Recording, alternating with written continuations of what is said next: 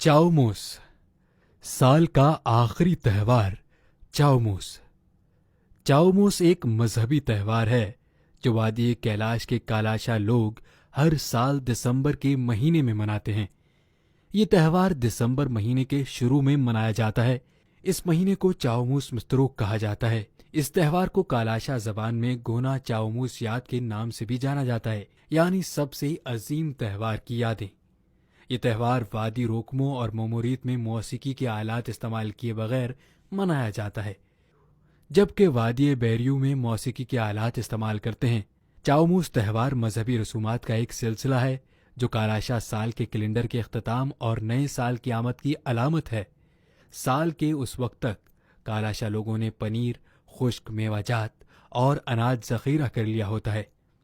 हर रस्म के लिए अनाज का एक मखसूस पैमाना होता है। इसके बाद अखरोट को पीसकर रोटी बनाने के लिए इस्तेमाल किया जाता है, जो कि त्यौहार का एक लाजमी हिस्सा है। त्यौहार के दौरान कालाशा लोग इबादत करते हैं, कुर्बानी करते हैं, रक्स करते हैं और गाने गाते हैं। चाओमूस त्यौहार के दौरान मरने वाले रूहों के लिए भी एक दिन मुख्तस है। इस दिन मरने वालों की ईसाल सवाब के लिए खुसूसी दुआ करते हैं। चाओमूस त्यौहार में मुख्तलिफ मरासिम अदा किए जाते हैं, जो कि हम आपको तफसीलन बताएंगे ताकि आप कालाशा लोगों और उनके मरासिम के हवाले से किसी गलत फहमी का शिकार न हो। सरारजारी, चाओमूस त्यौहार का पहला रस्म सरारजारी कहलाता है। इस रस्म को गांव के पास मौजूद मजहबी मकाम में अदा किया जाता है और साथ ही खवातीन घर में मौजूद अफराद समेत माल मवेशियों के लिए भी खुसूसी दुआ करते हैं। इस दुआ को कोलानी जस्टिक कहा जाता है। इस मौके पर घर वाले उन्हें खाना और खुश्क मेवाजात पेश करते हैं। ये बात बहुत अहम है कि सरारजारी कालाशा लोगों के लिए चाओमूस त्यौहार का पहला रस्म है। यही वक्त है कि कम्युनिटी इकट्ठे होकर अपने रसूमात और रिवायत को खुश असलूबी से सरअंजाम देते हैं। ये रस्म कालाशा सकाफत और मजहब का एक लाजमी हिस्सा है और बड़े जोशो खरोश और खुशी के साथ मनाया जाता है। गोश्त सारस, मवेशी खानों में जाकर खुसूसी रोटी तैयार करते हैं। इसकी खास बात यह है कि इस रोटी को पाकीज़गी की हालत में मर्द अपने हाथों से तैयार करते हैं। इसके बाद मवेशी खानों और इबादत गाहों में खुसूसी दुआ करते हैं। चोई नारी, इस दिन लड़के और लड़कियां चोइन नामी पौधे की शाखें लाते हैं। ये सदाबहार पौधा है।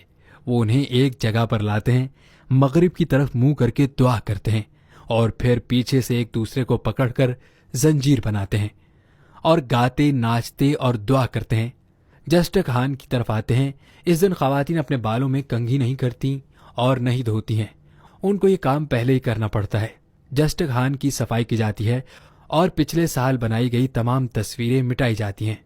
ये वाहिद दिन है जिसमें कालाश लोग साल में पहली बार अपनी कलम और स्याही तैयार करते हैं और सुबह सवेरे मजहबी इबादत खाना जस्ट खां के दीवारों पर तस्वीरें बनाते हैं, जैसे कि बकरियां, भेड़ें और तरह तरह की शक्लें बनाते हैं। फिर लोग गंदम पीसने जाते हैं और रात को लोग आटे से बकरियां, भेड़ें और तरह तरह की शक्लें बनाते हैं। त्यौहार से मुतल्लिक घरों में मजहबी गाने गाए जाते हैं और रक्स किया जाता है। उनमें से कुछ गानों को मुक़द्दस गीत कहा जाता है।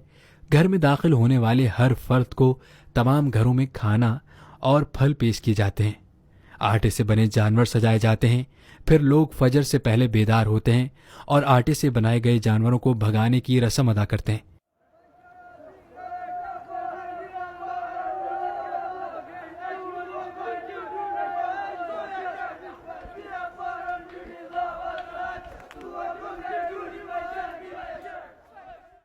दिन के वक्त लोग अपनी जमीलियों को तहाइफ देते हैं।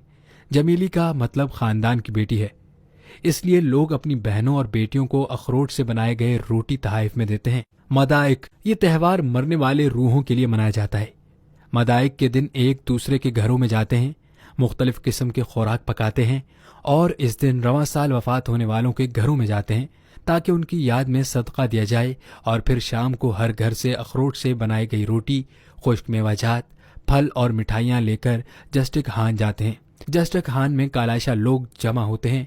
दरवाजे के बाहर मरने वाले रूहों के लिए चिलगोज़े की खास लकड़ी जलाते हैं, साथ में खाना भी रखते हैं और जस्ट खान के अंदर उसी लकड़ी के मशल बनाकर जलाते हैं। اس کے بعد ایک بزرگ چشت خان سے باہر جا کر مرنے والے روحوں کو بلند آواز میں پکارتا ہے، اے گڑا بشارا اتجیج پیو پارا۔ اس کا مطلب کچھ یوں ہے کہ اے بزرگوں، آؤ، کھاؤ پیو اور واپس جاؤ، اور اس میں موجود تمام کالاشا لوگ 5 منٹ کی خاموشی اختیار کر لیتے ہیں۔ اس کے بعد جو کچھ لوگوں نے خوراک، میوہ اور مٹھائیاں لائے تھے وہ آپس میں تقسیم کرتے ہیں۔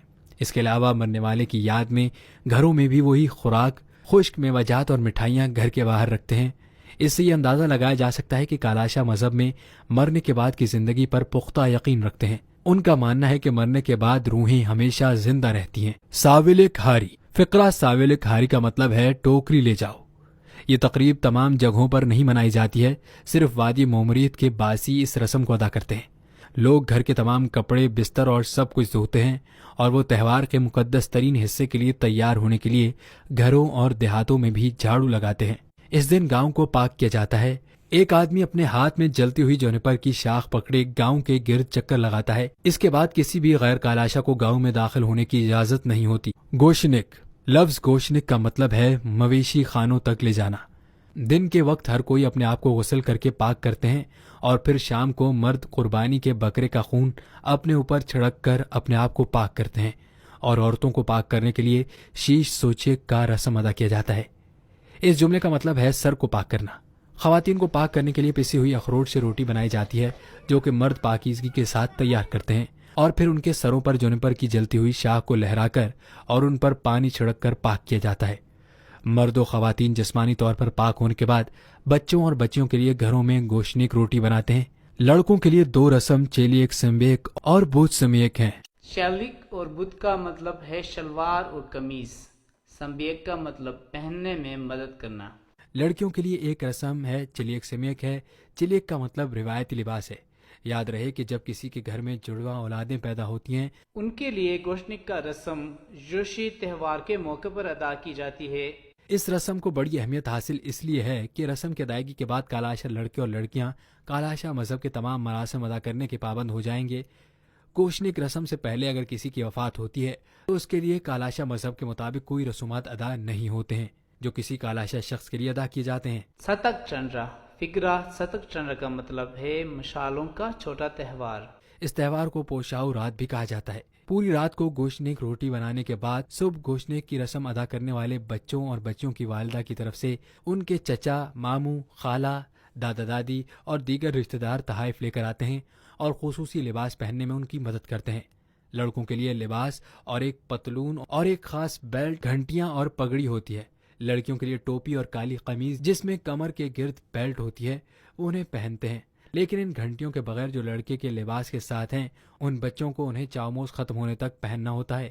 اس موقع پر گوشنک میں آنے والے چچا، ماموں، خالہ، دادا دادی اور دیگر رشتہ داروں کو شمون پہنا کر خوش آمدید کرتے ہیں اور پھر ان کو خشک میوہ، اخروٹ کی روٹی اور دیگر تحائف سے نوازا جاتا ہے۔ پرانے زمانے میں یہ رسم اس وقت ادا کی جاتی تھی جب لڑکا یا لڑکی 12 یا 13 سال کا ہو جاتا تھا، لیکن آج کل کم عمری میں بھی یہ رسم ادا کرتے ہیں ان کے والدین کو سرپرست کہہ کر مبارکباد دیتے ہیں، اور جو بھی مبارکباد دیتا ہے گھر والوں کی طرف سے انہیں بھی تحفہ دیا جاتا ہے۔ شام کے وقت ان بچوں کو مخصوص لباس پہنا کر پاک کیا جاتا ہے۔ لڑکوں کے لیے بکرا یا مینڈھا قربان کیا جاتا ہے اور لڑکی کے لیے ششاؤ کی رسم ادا کی جاتی ہے۔ گونا چندرا فقرہ گونا چندرا کا مطلب ہے مشالوں کا عظیم تہوار۔ ہر ایک کے پاس ایک مشعل ہونا ضروری ہے۔ اگر کوئی گھر پر نہیں ہے تو گھر والوں کو چاہیے کہ وہ اس کی طرف سے مشعل بنا دے۔ کسی کالاشا کو غیر کالاشا کے گھر جانے یا غیر کالاشا کو چھونے کی اجازت نہیں ہے، بصورت دیگر اسے تہوار میں شرکت کی اجازت نہیں ہوگی۔ پرانے زمانے کی روایت کے مطابق وادی مومریت میں ان 3 دنوں میں لوگ گھروں میں نہیں رہتے تھے۔ مرد، عورتیں اور بچے ساری رات باہر رہ کر یہ مقدس گیت گاتے ہیں، دعا مانگتے ہیں، جبکہ وادی روکموں میں 7 دن تک یہ سلسلہ جاری رہتا ہے، اور وادی بیریو میں صرف وہی بچے یہ رسم ادا کرتے ہیں جن کی اس سال گوشنک نامی رسم ادا کیا جا رہا ہو، اور ان بچوں کو پراپانڈا واک کہا جاتا ہے۔ لاوک بیک لفظ لاوک بیک کا مطلب ہے لومڑیوں کا گھیرنا یا ان کا پیچھا کرنا۔ یہ حقیقی چاؤموس کے ختم ہونے کے 1 دن بعد منایا جاتا ہے۔ ایک اور رواج جسے پراپانڈا واکا کہا جاتا ہے۔ پراپانڈا واکا کی سرگرمی میں حصہ لینے والے مرد عورتوں جیسا لباس پہنتے ہیں اور عورتیں مردوں جیسا لباس پہنتی ہیں۔